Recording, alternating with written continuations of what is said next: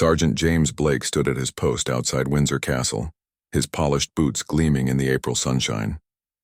He had been a member of the Royal Guard for 15 years, and he took pride in every moment of his service. The morning air was crisp and fresh, carrying with it the scent of blooming flowers from the castle gardens. It was supposed to be a perfect day. Tomorrow would mark a special occasion in the royal household, one that had the entire staff buzzing with excitement. Prince Louis would turn 7 years old, and preparations for his birthday celebration had been underway for weeks. James had witnessed many royal celebrations during his time at Windsor, but there was something particularly heartwarming about the birthday parties for the young princes and princess. The castle would come alive with laughter, music, and the innocent joy of children.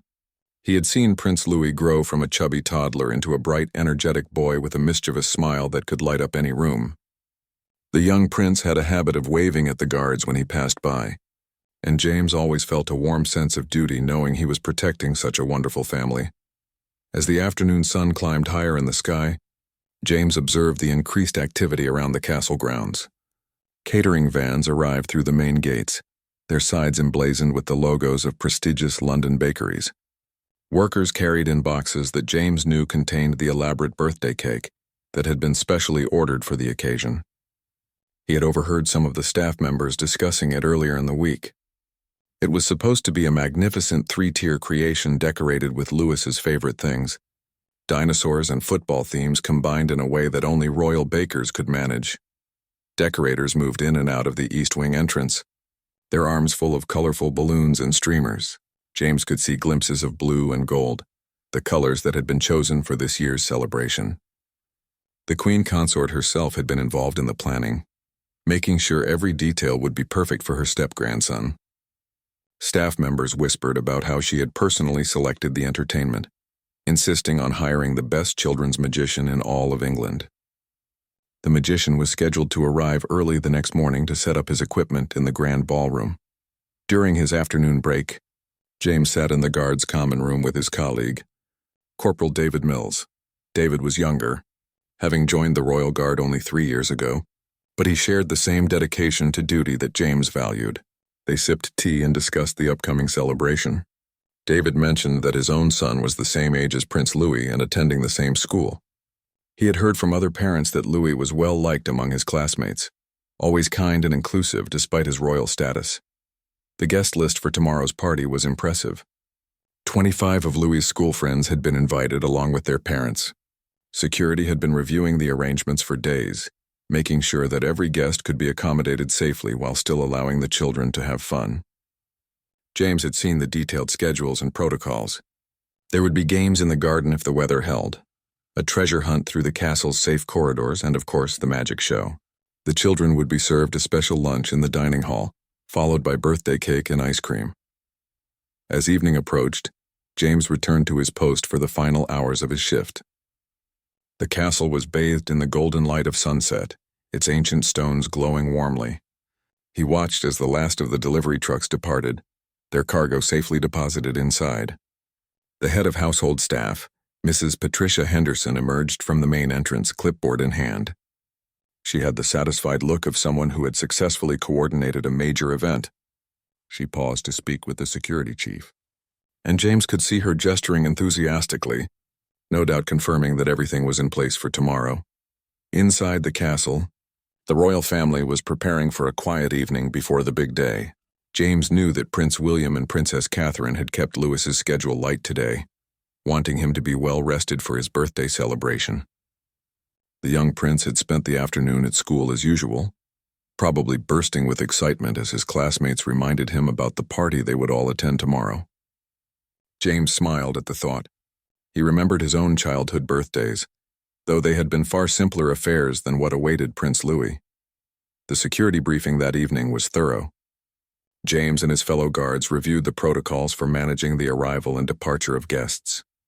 They discussed the designated parking areas, the routes that families would take through the castle, and the emergency procedures that were always in place but hopefully would never be needed. The chief emphasized the importance of maintaining the balance between security and allowing the children to enjoy themselves naturally. It was a delicate balance, but one that the Royal Guard had perfected over many such events. As James prepared to end his shift, he took one last walk around his section of the grounds. The spring evening was peaceful, with birds singing their final songs before nightfall. The castle windows glowed with warm light, and he could imagine the royal family inside, perhaps sharing dinner together, talking about tomorrow's plans. Prince Louis would be counting down the hours until his special day began. James felt a sense of contentment, knowing that he played a small part in protecting these moments of happiness for the royal family. Before leaving for the night, James stopped by the guard station to sign out and check the schedule for tomorrow. He would be on duty during the party, stationed at one of the main corridor intersections where he could monitor the flow of guests while remaining unobtrusive. It was an honor to be selected for duty during such events, and James took it seriously. He made a mental note to polish his uniform extra carefully tonight and ensure his boots would pass even the strictest inspection. As he drove home that evening, James reflected on the privilege of his position. Not everyone got to be part of history in the making, to witness the growing up of future generations of the royal family. Tomorrow would be another chapter in the long story of the British monarchy. A simple birthday party that meant everything to one 7-year-old boy and would create memories that would last a lifetime. James felt proud to be there, standing guard over these precious moments. Little did James know that tomorrow would bring something entirely unexpected, something that would test his composure and become one of the most memorable moments of his career.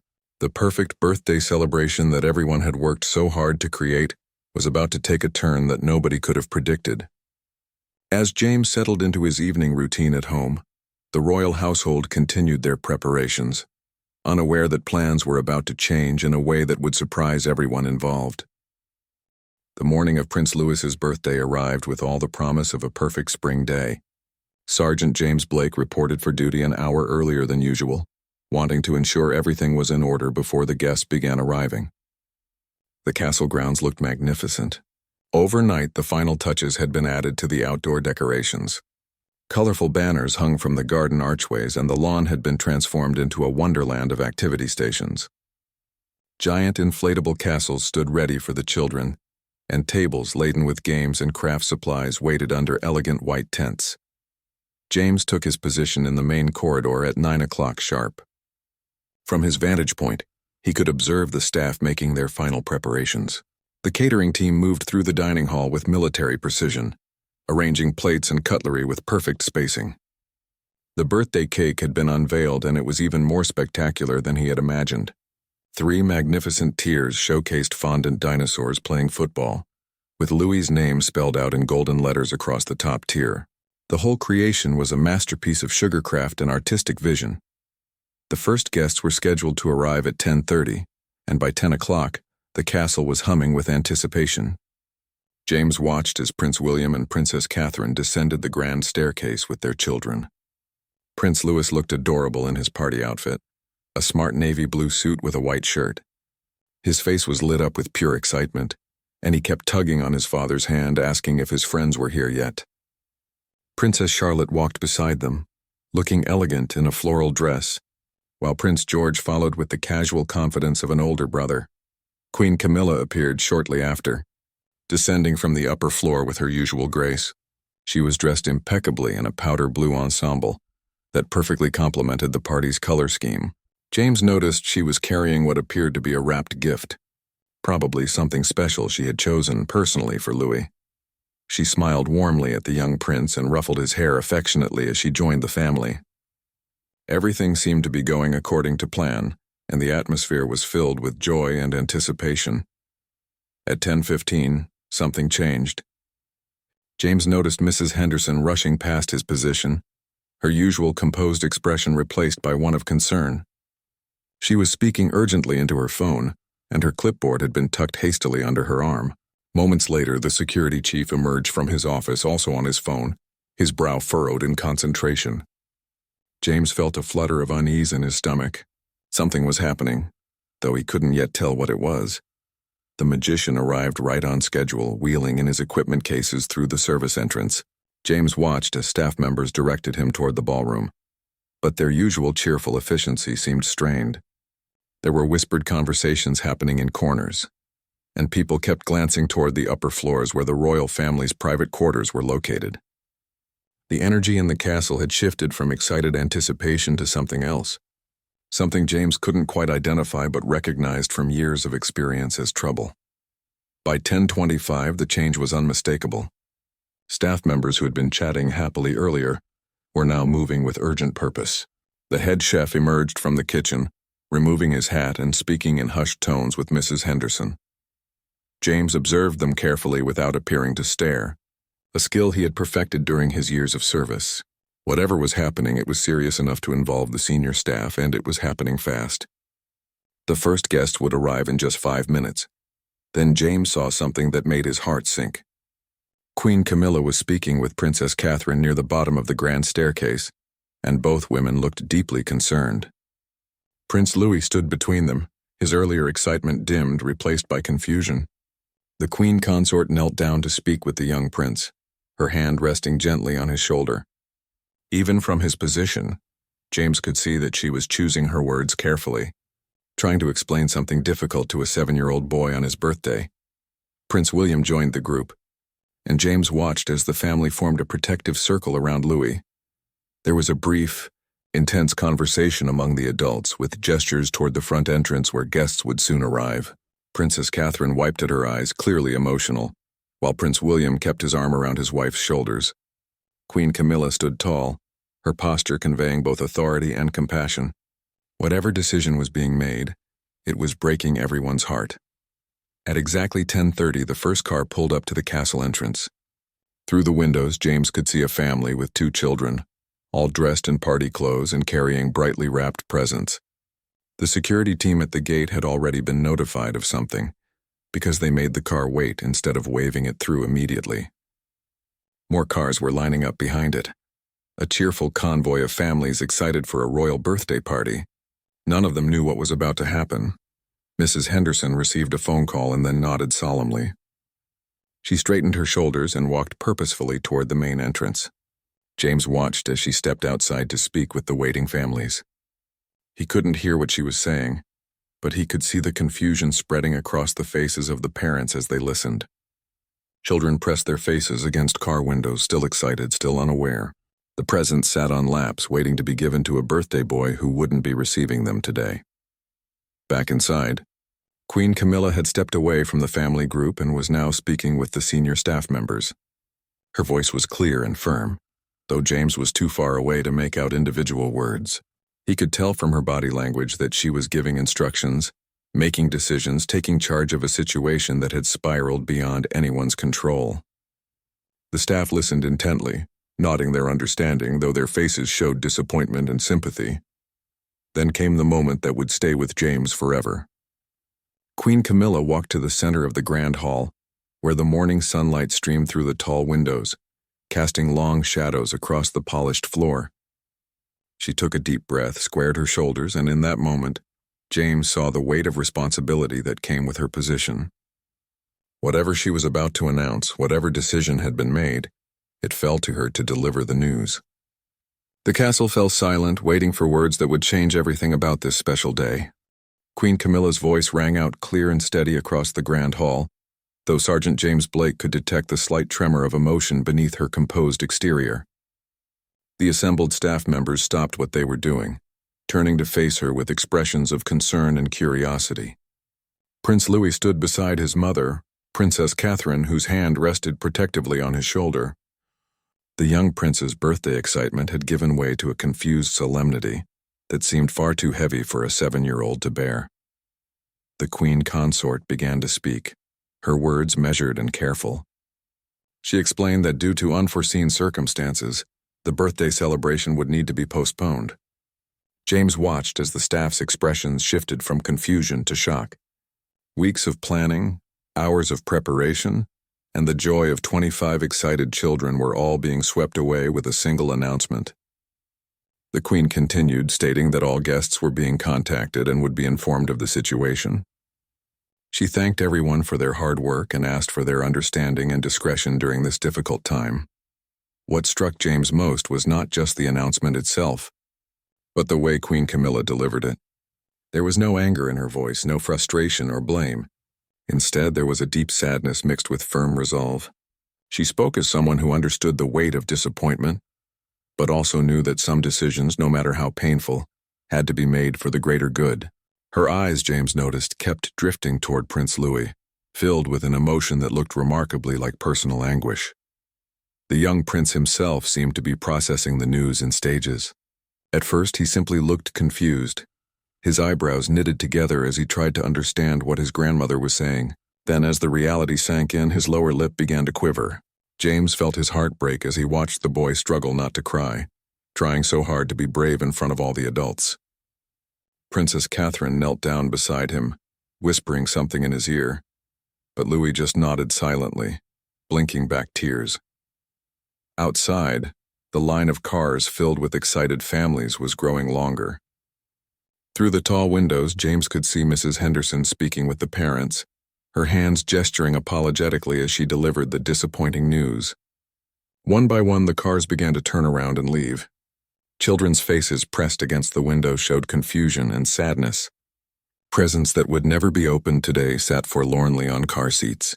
The cheerful convoy that had arrived minutes ago was now departing in stunned silence. Inside the castle, the staff began the heartbreaking task of dismantling the celebration. The catering team stood frozen for a moment, unsure what to do with the elaborate feast they had prepared. The magician, who had been setting up his equipment in the ballroom, emerged looking bewildered. Someone would need to explain to him that his services would not be needed today. The decorations that had looked so festive just minutes ago now seemed almost mocking in their cheerfulness. A painful reminder of what could have been. Queen Camilla finished her announcement and approached Prince Louis directly. She bent down to his level, taking both of his small hands in hers. James couldn't hear what she said, but he could see the tenderness in her expression, the way she looked into the young prince's eyes with genuine compassion. Whatever words she chose, they were meant to comfort, to explain, to help a disappointed child understand that sometimes life changes plans in ways we cannot control. Louis listened solemnly, then surprised everyone by throwing his arms around his grandmother's neck in a tight hug. It was James's reaction in that moment that would later become the talk of the castle staff. As someone who had served in the Royal Guard for 15 years, he had witnessed countless formal events, state occasions, and royal protocols. He had trained himself to remain expressionless, to be a silent observer of history without ever betraying his personal feelings. But watching this scene unfold, seeing a grandmother comforting a heartbroken child on his birthday, something inside James shifted. Tears welled up in his eyes. Not just a single tear that could be blinked away, but genuine tears of empathy and sorrow. His colleague, Corporal Mills, standing at the adjacent post, noticed immediately. He looked at James with surprise, then understanding. Mills had his own son, the same age as Louis. He knew the feeling of wanting to protect children from disappointment, of wishing you could shield them from the harsh realities that sometimes interrupt the innocence of childhood. Mills himself looked away, his jaw tight with emotion. Other staff members noticed James's tears too.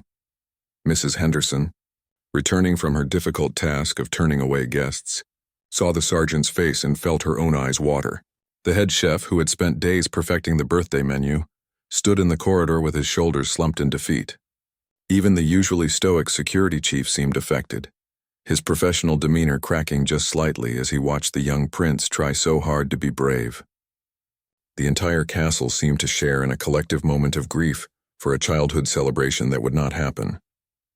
What made James's tears particularly notable was not just that he showed emotion, but what those tears represented. They were a testament to his humanity, to his genuine care for the family he protected. They showed that beneath the uniform and the formal training, he was a person who could be moved by witnessing a child's disappointment. They demonstrated that the relationship between the Royal Guard and the royal family was not just professional but personal, built on years of shared moments and mutual respect. As Queen Camilla led Prince Louis away, back toward the family's private quarters, the young prince paused and turned around. His eyes swept across the grand hall, taking in the decorations, the waiting cake, the staff members who had worked so hard for him. Then his gaze landed on James. For a moment, their eyes met across the room. The sergeant, with tears still visible on his cheeks, stood at attention, and Prince Louis, despite his own disappointment, gave James a small, brave smile and a tiny wave. It was a gesture of acknowledgement, of understanding, of appreciation for caring. That small wave would haunt James for days afterward. It represented everything beautiful and heartbreaking about the situation. A child on what should have been his happiest day, taking a moment to comfort an adult who was crying for him. It showed maturity beyond his years, compassion learned from the loving family around him, and a grace under pressure that would serve him well in his future royal duties. As the royal family disappeared up the grand staircase, the castle fell into an unusual silence. Everyone left to wonder what could have been important enough to warrant canceling a 7-year-old's birthday celebration. The aftermath of the announcement settled over Windsor Castle like a heavy fog. Sergeant James Blake remained at his post, though his duties had suddenly shifted from managing a joyful celebration to maintaining order during an unexpected crisis. He wiped his face discreetly, composing himself as years of training kicked back in. Around him, the castle staff moved through their tasks with mechanical efficiency, their earlier enthusiasm replaced by somber professionalism. The elaborate birthday preparations that had taken weeks to arrange were being carefully dismantled in a matter of hours. Mrs. Henderson coordinated the cleanup with her usual skill, though her normally cheerful demeanor had been replaced by quiet determination. She directed the catering staff to carefully pack away the food that could be saved and donate what couldn't be stored. The magnificent birthday cake, that 3-tiered masterpiece with its fondant dinosaurs and golden letters, was being carefully boxed up. James overheard one of the bakers suggesting it could be frozen and used later, whenever the celebration would eventually take place. The thought provided little comfort to anyone present. The decorations came down more quickly than they had gone up. Workers moved through the gardens, deflating the bounce castles and dismantling the game stations. The colorful banners that had hung so festively were folded and stored away. The ballroom, which had been transformed into a magical space for children, was being returned to its usual formal state. The magician had packed his equipment and left, accepting his payment with understanding and sympathy. He mentioned that he had a young grandson and couldn't imagine having to disappoint him on his birthday. In the guards' common room during their break, James found himself surrounded by colleagues who wanted to talk about what had happened. Everyone had noticed his tears, and rather than mock him for showing emotion, they offered understanding and support. Corporal Mills shared that he had called his own wife to hug their son extra tight when he got home. Another guard mentioned that he had served at the castle for 20 years and had never witnessed anything quite like this. The cancellation of a royal celebration was unprecedented in their experience, which made everyone wonder about the reason behind it. Speculation ran wild among the staff. Though everyone was careful to keep their theories private and respectful, some wondered if there had been a security threat that required immediate action. Others thought perhaps someone in the family had taken ill suddenly. A few suggested that maybe Prince Louis himself had woken up sick, though they had seen him looking healthy just an hour before the announcement. The security chief had made it clear that discretion was paramount, and that no one should speak to the media about what had occurred. Upstairs in the family's private quarters, a different kind of scene was unfolding. Prince Louis sat on his bed, still dressed in his party clothes, surrounded by his family. Princess Charlotte had stayed close to her younger brother, trying to cheer him up with promises that they could play games together instead. Prince George, though older and more understanding of adult complications, still looked disappointed on his brother's behalf. Prince William and Princess Catherine sat with their children, trying to explain the situation in terms that would make sense without revealing details that were perhaps too complex or too worrying for young minds. Queen Camilla had retreated to her own quarters briefly, and those who saw her reported that she looked emotionally drained. Making the decision to cancel the party had clearly taken its toll. She had spent years building relationships with her step-grandchildren, working to be a positive presence in their lives. Having to be the one to deliver such disappointing news on Louis's special day must have been particularly difficult for her, yet she had done it with grace and composure, putting the family's needs above any personal discomfort. The response from the families who had been turned away varied. Most were understanding and sympathetic, sending messages of support through Mrs. Henderson. Some parents had explained to their disappointed children that sometimes important things come up that nobody can control. The gifts that had been brought remained in cars or were taken back home to be given another day. Several families had contacted the castle to express their concern and offer their best wishes to Prince Louis and the royal family, hoping that whatever had necessitated the cancellation would be resolved soon. By early afternoon, the castle had returned to a semblance of normalcy, though the atmosphere remained subdued. James observed Prince Louis emerging from the private quarters with his father. The young prince had changed out of his party clothes into casual jeans and a sweater. His face still showed traces of disappointment, but there was something else there too. A kind of quiet acceptance that James found remarkable in someone so young. Prince William kept his hand on his son's shoulder as they walked, a gesture of support and solidarity. What happened next would become another story that staff members would tell for years to come. Prince Louis approached James at his post, his father standing a respectful distance behind. The young prince looked up at the sergeant and spoke in his clear young voice. He thanked James for caring about his birthday, for the tears he had shed. Louis explained that his grandmother had told him that the party had to be cancelled for a very important reason, and that being understanding was part of growing up. He said he was sad, but he knew everyone had tried their best to make his day special. James felt his throat tighten again as he listened to this 7-year-old child display such maturity and grace. He knelt down so he could be at eye level with the prince, breaking protocol in a way that felt necessary and right. He told Louis that his birthday was still special, that he was still celebrated and loved, and that the party would happen when the time was right. He promised that he would be there, standing guard, making sure everything was safe and perfect. Prince Louis smiled then, a genuine smile that lit up his face, and held out his hand for James to shake. The handshake between the royal guard sergeant and the young prince was witnessed by several staff members, and it became a symbol of something beautiful emerging from disappointment. It represented the human connections that existed within the formal structures of royal life. It showed that titles and positions didn't prevent genuine care and empathy from flowing between people. It demonstrated that even in moments of sadness there could be grace, understanding, and mutual respect.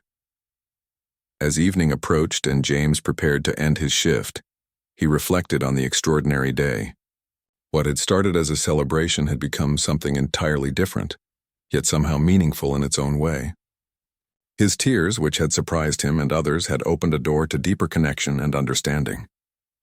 The cancellation of the party had revealed the strength and character of a young prince who could face disappointment with courage.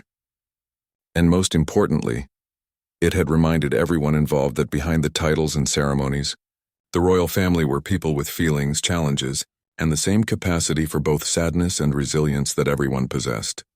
3 days after the cancelled birthday celebration, Sergeant James Blake arrived for his morning shift to find the atmosphere at Windsor Castle had shifted once again. The somber mood that had permeated the halls was gradually lifting, replaced by something that felt like relief mixed with renewed energy. Staff members who had been quietly going about their duties were now speaking in normal tones, even smiling occasionally. Something had changed, and James was curious to discover what had happened to bring about this transformation. The truth began to emerge during the morning security briefing. The chief of security, speaking in confidence to his team, finally explained the reason behind the sudden cancellation. It had not been a security threat, nor had it been illness within the royal family. Instead, it had been a matter of protecting Prince Louis himself from a situation that could have caused him significant distress. The full story was more complex and touching than anyone had imagined, revealing the depth of care and thoughtfulness that had gone into that difficult decision. Early on the morning of the birthday celebration, Princess Catherine had received an urgent phone call from the school that Louis attended. One of Louis's closest friends, a boy named Thomas who had been looking forward to the party for weeks, had experienced a family emergency. Thomas's father had been involved in a serious car accident the night before and had been rushed to the hospital. The family was devastated and Thomas was inconsolable. The boy's mother had called the school to inform them that Thomas would not be able to attend the party, and the school had immediately contacted the palace. When Princess Catherine learned about Thomas's situation, she had immediately gone to tell Prince Louis. The young prince's reaction had been exactly what his parents had feared. Louis and Thomas were best friends at school, always playing together at recess and sitting next to each other during class. The thought of celebrating his birthday while his friend was suffering was unbearable to Louis. He had burst into tears, insisting that he couldn't have a party if Thomas couldn't be there. He wanted to cancel everything and go visit his friend at the hospital instead. The royal family had faced a heartbreaking dilemma. 24 other children and their families were already on their way to the castle. The staff had worked for weeks to prepare. Everything was ready for a magnificent celebration. But Prince Louis was adamant, displaying a level of empathy and loyalty that made his parents both proud and sad. He didn't care about the cake, the games, or the presents. All he cared about was being there for his friend who needed him. The choice, though difficult, became clear when viewed through the lens of the values the family held dear. Queen Camilla had been the one to make the final call, not out of authority, but out of support for the decision that the family had reached together. She had recognized that this moment was about more than just a birthday party. It was about teaching Prince Louis that compassion and friendship were more important than personal celebration. It was about showing him that his instinct to put others first was not just acceptable, but admirable.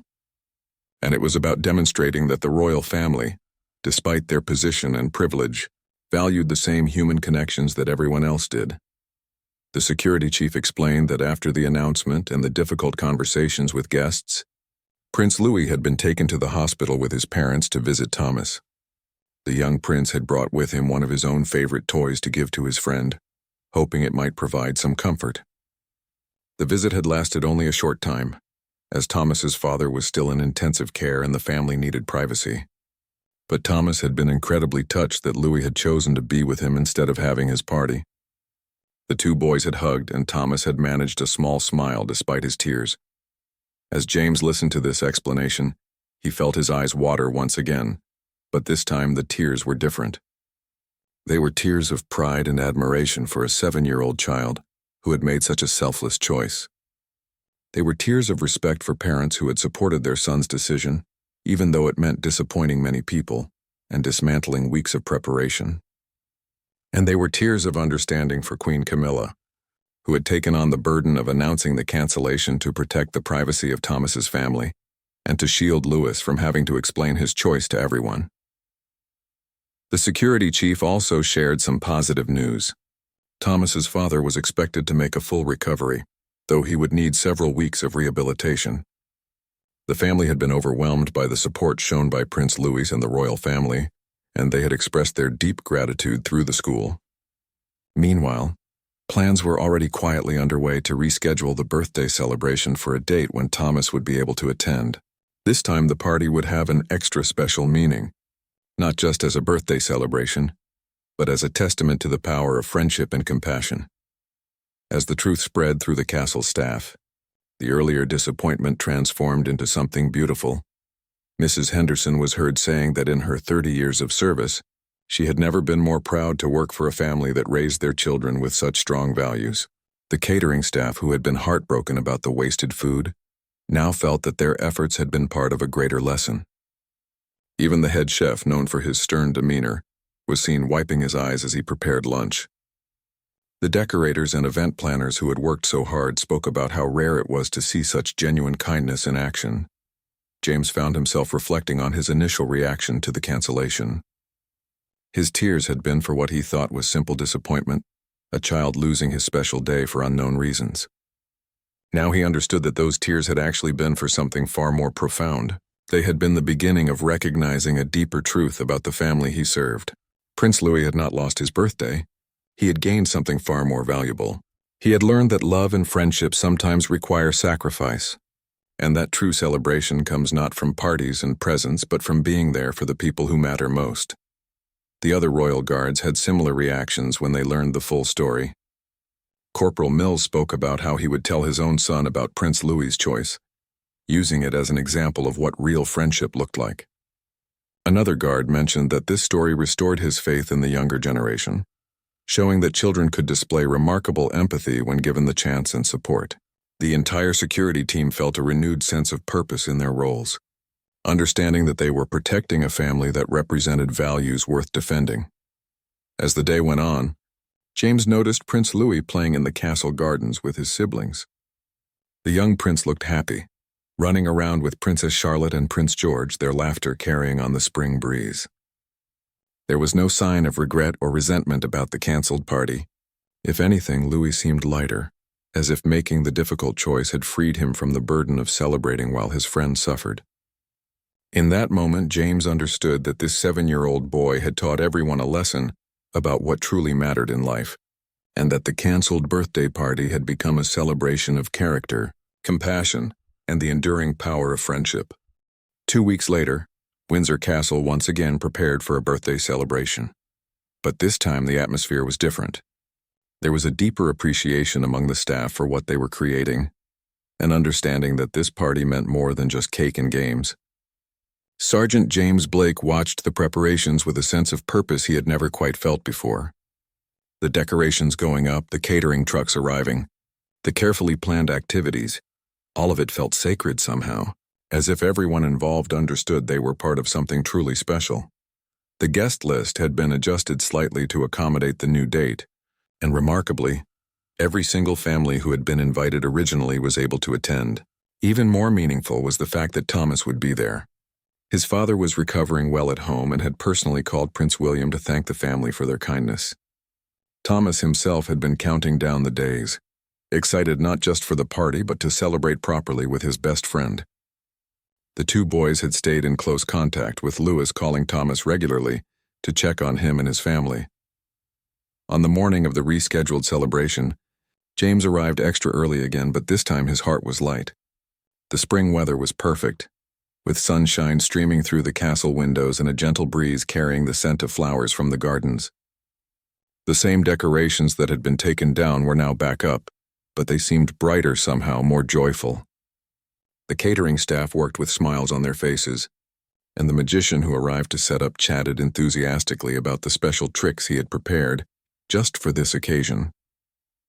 Mrs. Henderson moved through the castle with her clipboard, checking off items with satisfaction. She had added a few special touches this time, including a friendship corner where children could write messages about what friendship meant to them. It was her way of acknowledging the reason behind the earlier cancellation without making a big announcement. She had also coordinated with Thomas's family to ensure they felt completely comfortable and welcome, arranging for a quiet room where they could take breaks if needed and making sure Thomas's dietary requirements were met. When the guests began arriving, James noticed something beautiful. Many of the families brought 2 gifts, one for Prince Louis and one for Thomas. Word had spread among the parents about what had happened, and they wanted to show their support for both boys. Thomas arrived with his mother, his face lighting up with excitement when he saw the castle decorations. Prince Louis had been waiting near the entrance and ran to greet his friend with a huge hug. The 2 boys stood there for a moment, just happy to be together, while their parents looked on with tears in their eyes. Queen Camilla made a brief appearance before the party officially started. She spoke to Thomas and his mother privately, expressing her relief that Thomas's father was recovering well, and thanking them for allowing Thomas to attend, despite everything their family had been through. She also spoke with Prince Louis, kneeling down as she had before, but this time her words brought smiles instead of tears. She told him how proud she was of the choice he had made, how his kindness had touched everyone who knew about it, and how this celebration would be even more special because it honored true friendship. The party itself was everything a children's celebration should be. The kids ran through the gardens, played on the bounce castles, participated in the treasure hunt, and watched the magician perform with wide-eyed wonder. But there were moments throughout the day that set this party apart from any other. When it came time to sing Happy Birthday, the children sang it twice, once for Louis and once for Thomas, even though it wasn't Thomas's birthday. When Louis blew out the candles on his magnificent dinosaur cake, he made a wish out loud that Thomas's dad would get completely better soon. And when it was time for presents, Louis insisted that Thomas open his gifts first. James watched all of this from his post, and unlike 2 weeks ago, his tears today were purely tears of joy. He was witnessing something rare and precious, a genuine display of compassion and friendship from children who could have been spoiled or selfish, but instead chose kindness. Other staff members were equally moved. The head chef had created extra special desserts just for this occasion. The decorators had hidden small friendship-themed surprises throughout the party space. Even the usually reserved security team found themselves smiling more than usual, touched by the atmosphere of love and celebration. Toward the end of the party, something unexpected happened that would become the perfect ending to this remarkable story. Thomas's mother approached Prince William and Princess Catherine with tears streaming down her face. She told them that in the darkest moment of her family's crisis, knowing that Louis had canceled his party to be there for Thomas had given her hope. It had reminded her that there was still goodness in the world, that people still cared about each other beyond superficial gestures. She said that Thomas talked about Louis's visit to the hospital every single day, and that it had helped him cope with his fear and sadness about his father's accident. She also approached James, having been told by Mrs. Henderson about the guard whose tears had touched so many hearts. She thanked him for caring about her son's situation, for being moved by the kindness of one child to another. She told him that knowing even the castle guards had been affected by the story made her feel less alone in her appreciation for what the royal family had done. James, usually so composed in his role, found himself giving this mother a hug, breaking protocol in a way that felt absolutely right. In that moment, he was not a royal guard and she was not a guest. They were simply two people sharing in the beauty of compassion and friendship. As the party wound down and families began to leave, each one took with them more than just party favors and happy memories. They took a renewed faith in kindness, a reminder that material celebrations were far less important than human connections, and a story they would tell their own children about what it truly means to be a friend. The castle staff, who had worked so hard twice for this one celebration, felt that every moment of effort had been worthwhile. They had been part of something that transcended a simple birthday party and became a lesson in values that would ripple outward far beyond the castle walls. That evening, as James completed his shift, he paused to look back at the castle one more time. The lights glowed warmly in the windows, and he could picture the royal family inside, probably discussing the wonderful day they had shared. Prince Louis was likely exhausted but happy, surrounded by new toys and gifts but treasuring most of all the friendship he had honored by his earlier sacrifice. James felt honored to have witnessed this chapter in the young prince's life, to have been moved to tears twice in 2 weeks for very different but equally powerful reasons. In the years that would follow, Sergeant James Blake would tell this story to new recruits joining the Royal Guard. He would explain that their job was not just about protection and protocol, but about serving a family that represented values worth defending. He would describe the tears he shed when a birthday was canceled, and the joy he felt when it was celebrated properly. He would talk about a 7-year-old prince who chose friendship over festivities, and a queen consort who made the difficult announcement with grace and compassion. And he would always end the story by saying that in his 15 years of service, this was the moment when he truly understood what it meant to serve not just royalty, but truly remarkable human beings who happened to wear crowns. The canceled birthday party had become something far greater than anyone could have planned, a testament to the enduring power of empathy, sacrifice, and the beautiful bonds of genuine friendship.